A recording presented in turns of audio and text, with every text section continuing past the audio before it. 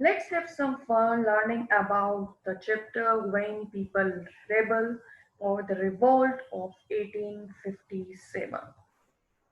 In the previous chapters, we have read about how the British began bringing Indian territories under their control, starting with Battle of Plassey in 1757.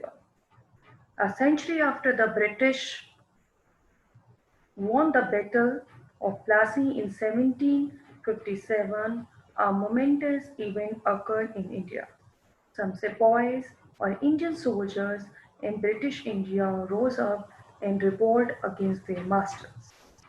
They were joined by certain native princes who felt that the British were threatening their power. Many ordinary people also became a part of this uprising.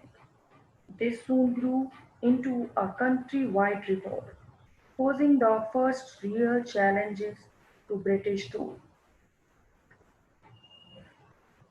The beginning of resistance.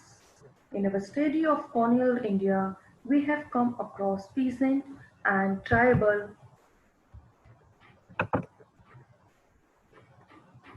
uprising that occurred in the 19th century. What you will learn in this chapter, you will learn the British believed that Indian society had to be reformed, so laws were passed to stop the practice of sati and to encourage the remarriage of widow. English language education was also actively promoted. The Indian sepoy in the company were unhappy about their pay, allowances, and condition of service. From the mid-19th century, Nawab and Rajas started losing their power. The British, by the end of 1859, had regained control of India. Indians rebelled against East India Company after it killed a young soldier called Mangal Pandey in 1857.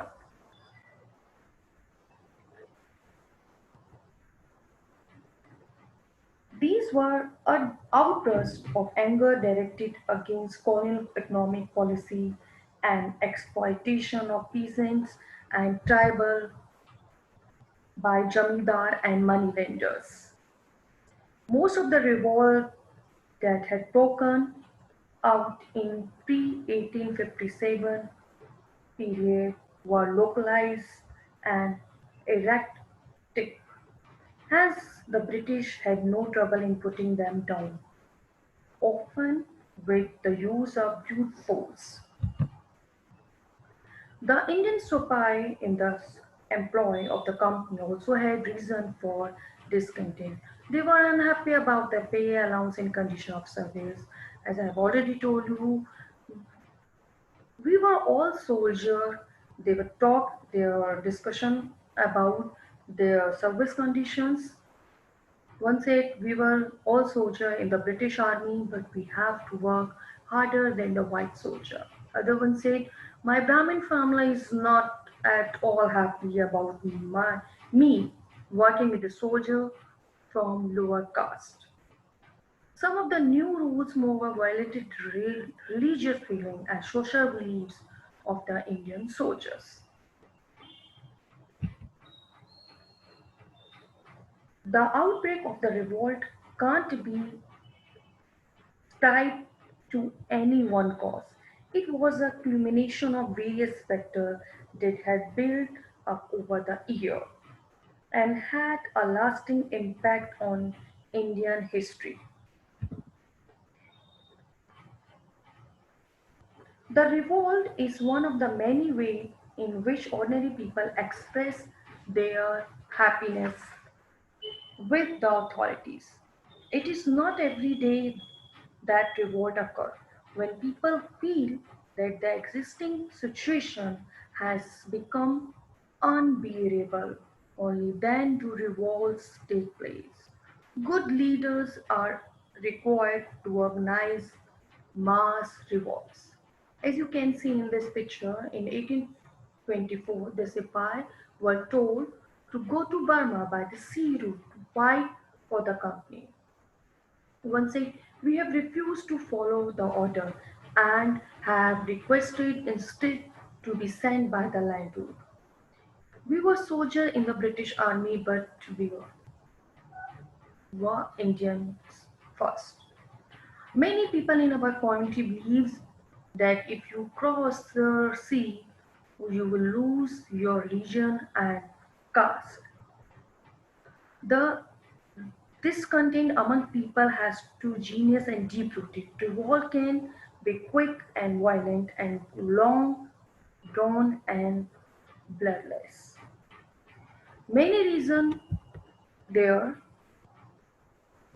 the many people refuse their official and many more. So let's talk about political factors. British policy since the middle of the 18th century had gradually ousted many ruling groups from power. We have seen how policies like subsidiary alliance and doctrine of lapse were instrumental in making the English East India Company the paramount power in India.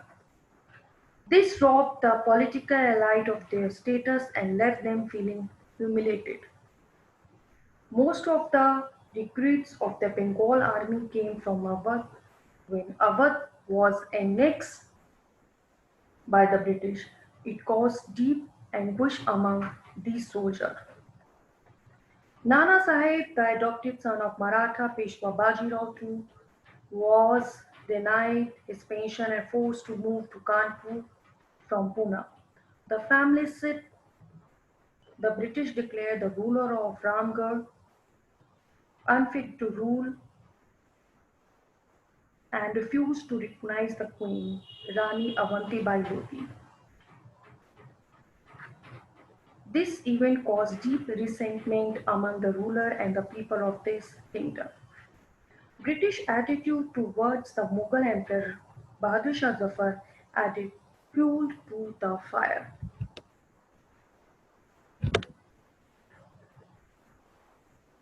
Lord Dalhousie ordered him and his family to move out of the Red Fort, which had been the residence of Mughal Emperor for centuries. Lord Canning Dalhousie, successor, stated that the successor of Bahadur Shah would not be allowed to use the title of emperor. Mughal power had shrunk by the time, but the Mughal emperor still commanded respect among the ordinary people. Such insults were seen as acts of disrespect toward Indian royalty. The name of Mughal king was removed from the coin minted by the company. In 1849, it was announced that after the death of Bahadur Shah Zafar, the family king would be shifted to Red Fort. And as I told you, the official residence of the Mughal Emperor of India and given another place in Delhi to reside. In 1856, the Governor General Canning decided Bahadur Shah Zafar would be last Mughal king, and after his death, his descendants would be called prince, not king.